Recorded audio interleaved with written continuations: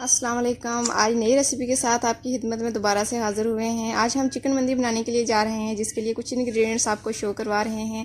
اس میں ہم نے نمک لیا ہے، مکس مسالہ لیا ہے، نیم کے پتے لیے ہیں، خشک دھنیا، سونف اور دال چینی لی ہے، کالے مرچ لیے ہیں اور 4 عدد سبز الائچی۔ اب ہم نے ایک دیگچی میں پانی لیا، اس میں گوشت کو بڑے پیسوں میں کاٹ کے تمام انگریڈینٹس اس میں شامل کر دیے۔ اب اس کو ہم دم پہ رکھ دیں گے جب تک گوشت گلتا ہے۔ اس کو ہم چولہے کے اوپر رکھ دیں گے۔ اب 90% ہمارا گوشت گل چکا ہے۔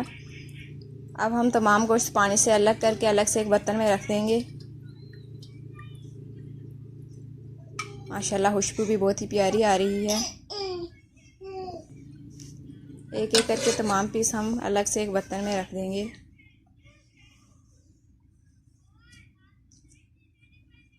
اور اس سوپ کو بھی ہم ضائع نہیں ہونے دیں گے۔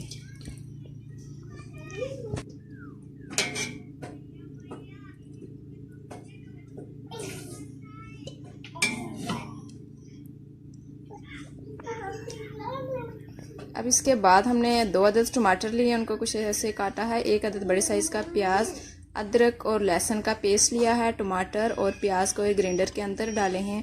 اب ہم ان کو گرینڈ کریں گے۔ اب یہ دیکھ سکتے ہیں ہم نے اس کا مکسچر تیار کر دیا ہے۔ اس کے بعد ہم ایک دیگچی کے اندر ہم 1 کپ آئل کا لیں گے۔ آئل کو گرم ہونے کے بعد اب اس میں ہم مکسچر ایڈ کر دیں گے، اور اس مکسچر کے اندر 2 چمچ بریانی مسالہ، 1 چمچ نمک اور آدھا چمچ ہم ہلدی ایڈ کریں گے، اور اس مکسچر کو تیل کے اندر بھونتے رہیں گے۔ اچھی طرح سے بھونیں گے جب تک کہ اس کے اندر سے پانی خشک نہیں ہو جاتا۔ پانی خشک ہونے کے بعد اس میں ہم نے چکن شامل کر دی، اور چکن کو اس میں بھونتے رہیں گے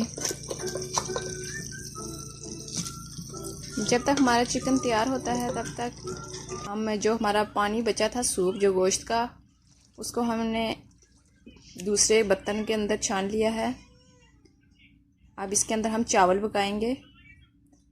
چاول دھو کے اس کے اندر ایسے ڈال دیں گے۔